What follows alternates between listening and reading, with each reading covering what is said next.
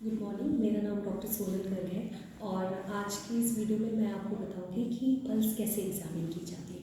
तो देखिए, पल्स तो हमारी बॉडी में बहुत सारे हैं, लेकिन हम मोस्टली रेडियल पल्स का एग्जामिनेशन करते हैं। उसका रीज़न है कि जो रेडियल पल्स है वो ईज़िली असेसेबल है, सुपरफिशियल है, तो हम ईज़िली उसको डिटेक्ट कर सकते हैं। तो जैसे आप जानते हैं कि यहाँ से रेडियल पल्स पास आउट होती है, ये है उसका बोनी लैंडमार्क, रेडियस बोन का, और ये lower end of radius bone है, इसके नीचे से रेडियल पल्स पास होती है।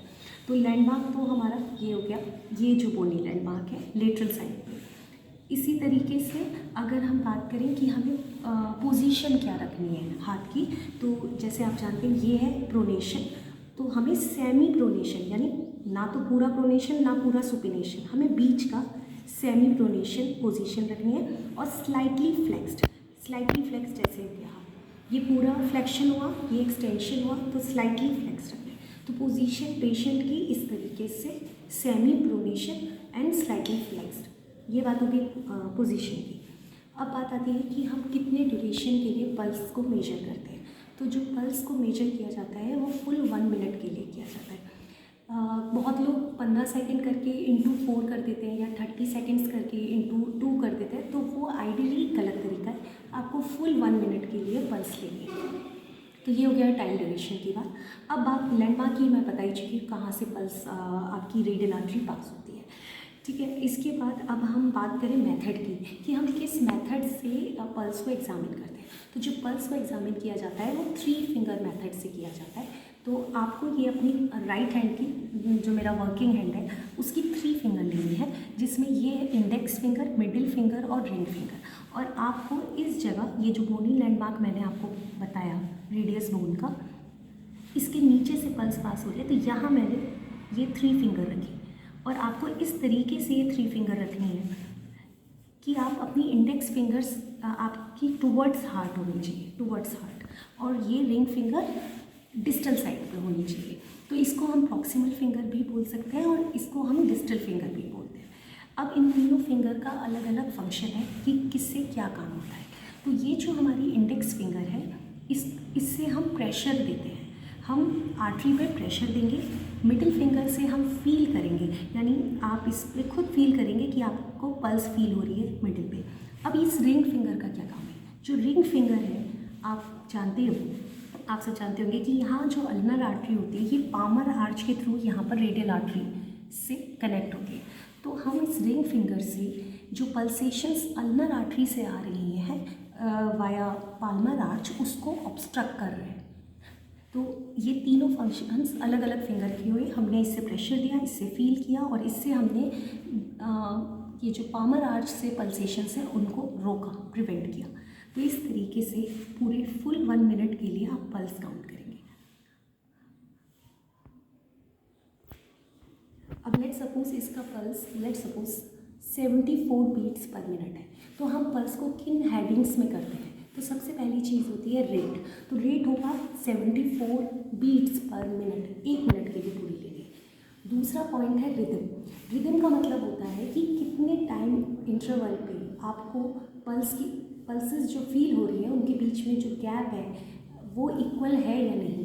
तो इसलिए रिदम को 2 कैटेगरी में डिवाइड किया गया है, रेगुलर रिदम और दूसरा इरेगुलर रिदम। तो रेगुलर रिदम आप इसमें देख सकते हैं इस ग्राफ के थ्रू, यहाँ पर ये अलग अलग पल्स जो हैं इनके बीच का जो इंटरवल है वो 2-2 सेकंड का है। लेट सपोज एग्जांपल लेते हैं, 2-2 सेकंड का है, तो आपको एक फील हुई पल्स, फिर से 2 सेकंड गैप के बाद आपको दूसरी फील हुई, फिर से 2 सेकंड गैप के बाद तीसरी फील हुई। तो आप देखें यहाँ एक रेगुलरिटी मेंटेन है, इक्वल टाइम इंटरवल है। ठीक इसी तरीके से एक दूसरे टाइप का रिदम होता है, वो होता है इरेगुलर रिदम। इरेगुलर रिदम में भी 2 तरीके से ये फर्दर डिवाइड हो रहा है। एक होता है रेगुलरली इरेगुलर और एक होता है इरेगुलरली इरेगुलर। अब इन दोनों का क्या मतलब है, एग्जाम्पल के साथ समझते हैं कि रेगुलरली इरेगुलर रिदम है, इसमें लेट सपोज कि हमें 2 बीट्स मिली और उन दोनों की बीट्स का ड्यूरेशन 1 सेकेंड का गैप था। उसके बाद एक लंबा पॉज आया, लेट सपोज 2 सेकेंड का गैप हो गया, फिर से हमें 2 बीट्स बहुत पास पास मिली 1 सेकेंड के अंदर। फिर से 1-2 सेकंड का गैप हो गया, फिर से 2 बीट्स मिली। तो आप देखें कि इसमें एक पैटर्न फॉलो हो रहा है कि 2 बीट्स पास पास है, फिर तीसरी बीट और चौथी बीट के बीच में फिर जो गैप है वो बड़ा है, फिर से जो यहाँ गैप आया वो फिर से सेम है। तो इस तरीके से एक पैटर्न मिल रहा है। लेकिन वही चीज़ इरेगुलर रिदम के अंदर जहाँ कोई पैटर्न नहीं बनता, कभी 1 मिल रही है, कभी 3 पास पास मिल रही हैं, कभी 4 मिल रही है या फिर से 1 मिल रही है, तो आप कोई पैटर्न नहीं इसमें बता पा रहे। कभी 1 सेकंड का गैप है, कभी 2 का, कभी 3 का, या फिर से 4 का आ गया, या फिर से 1 का आ गया। तो इसलिए ये कम्प्लीटली आपकी इरेगुलर रिदम है, इरेगुलर हम इसे बोलेंगे। तो ये हो गया हमारा दूसरा पॉइंट। तीसरा पॉइंट हमारा है कैरेक्टर। कैरेक्टर से हम समझते हैं ये जो कैरेक्टर है या फिर फॉर्म भी बोल सकते हैं, ये हम इस तरीके से नहीं हम इसको मेजर कर सकते। इसके लिए हमें एक डिवाइस की ज़रूरत है जिसे बोला जाता है स्फिग्मोग्राफ। तो उसके थ्रू हम एक वेव फॉर्म उसमें आता है ग्राफ, जिसमें P wave, T wave, N wave और डी इस तरीके से PTND होता है। P फॉर परकशन है, T फॉर टाइडल वेव है, N फॉर नॉच है और D से डायक्रिटिक वेव है। तो ये ग्राफ हमें इसमें स्फिग्मोग्राफ पे मिलेगा, ठीक है। फिर ठीक इसी तरीके से रेट हो गया, रिदम हो गया, कैरेक्टर हो गया हमारा। अब बात आती है वॉल्यूम कैसे है। पल्स की देखिए वॉल्यूम को हम इजीली इससे मेजर कर सकते हैं। तो जब आप हाथ रखें आपको खुद फील होगा कि अगर हो सकता है आपको ऐसा फील हो कि पल्स आपको बहुत वीक, बहुत फीबल, जिसे हम कहते हैं थ्रेडी पल्स फील हो रही है, तो दैट मीन्स कि वो लो कार्डियक आउटपुट की वजह से फील हो रही है। जैसे शॉक में जहाँ आपको पल्स कभी कभी फील ही नहीं होती है, ऐसा लगता है बहुत धीरे से फील हो रही है, तो वो है लो वॉल्यूमिक। इसी तरीके से दूसरा टाइप है हाई वॉल्यूमिक पल्स। जैसे हम कह सकते हैं प्रेगनेंसी के अंदर यहाँ हमको हाई वॉल्यूमिक पल्स मिली, आपको खुद फील होगा कि आपको यहाँ से आपको मिडिल फिंगर से फील होगा कि ये पल्स हाई वॉल्यूमिक है। वॉल्यूम से मतलब होता है कि कितना अमाउंट ऑफ ब्लड फ्लो कर रहा है उस आर्टरी से, तो आपको खुद फील होगा। अगर कोई अभी एक्सरसाइज करे, सीवियर एक्सरसाइज करे, उसके बाद आप उसका पल्स देखिए, आपको खुद फील होगा हाई वॉल्यूमिक पल्स, आपको अच्छे से फील होगी। तो ये हो गया उसका अनदर पॉइंट अबाउट वॉल्यूम। तो हमने रेट की बात की, रिदम की बात की, हमने कैरेक्टर की बात की जिसे हम फॉर्म भी बोलते हैं, और हमने वॉल्यूम की बात की। दूसरे पॉइंट्स में आ जाता है कंडीशन ऑफ द वॉल। एक पॉइंट है कंडीशन ऑफ द वॉल। तो कंडीशन ऑफ द वॉल को हम कैसे देखते हैं, देखिए ये 3 फिंगर्स हैं। हमने क्या किया, हमने इंडेक्स फिंगर से पहले आर्टरी को एम्प्टी किया टूवर्ड्स हार्ट, मैं इसको दूर लेके गई, और फिर इन 2 फिंगर से मैंने अगेंस्ट द वॉल, ये जो बोन है, ये जो बोनी प्रोमिनेंस है, उसके अगेंस्ट मैंने आर्टरी को रोल किया इस तरीके से। आप देख सकते हैं इन 2 फिंगर से रोल किया। तो होता क्या है, तो आप फील करते हो कि जो आर्टरी है उसकी कंडीशन क्या है। तो जो यंग पेशेंट होता है उसमें आपको नहीं फील होती आर्टरीरियल वॉल, लेकिन वही चीज़ जैसे ये यंग पेशेंट है तो इसमें मुझे नहीं फील हो रही। लेकिन यही चीज़ कोई मिडिल एज का पेशेंट है या फिर ओल्ड एज का पेशेंट है, तो वहाँ जो मुझे फील आएगा वो एक कॉर्ड लाइक स्ट्रक्चर की तरह आएगा, जैसे रस्सी होती है उस तरीके से।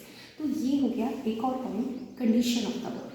एक पॉइंट है हमारा नेक्स्ट पॉइंट डिले। डिले क्या है, देखिए डिले देखने के लिए हमने यहाँ से हमने रेडियल पल्स ली इसके लेफ्ट हैंड पे, और हम दूसरा हाथ अपना फिमोरल आर्टरी पे रखते हैं, फिमोरल आर्टरी पे रखते हैं साइमल्टेनियसली, और तब हम देखते हैं कि अगर हमें दोनों चीज़ें साइमल्टेनियसली हमें फील हो रही हैं, पल्स हमें सेम पैटर्न हमें फील हो रहा है, तो उसमें हम बोलेंगे there is no radio femoral delay. और लेकिन अगर हमें लगता है कि रेडियल आर्टरी और हमारी फिमोरल आर्टरी दोनों ही अलग अलग हमें अलग अलग टाइमिंग पे फील हो रही हैं, तो तब हम बोलेंगे there is radio femoral delay. तो डिले हम नॉर्मल पेशेंट में आपको कोई डिले नहीं मिलेगा। तो ये बात होगी डिले की।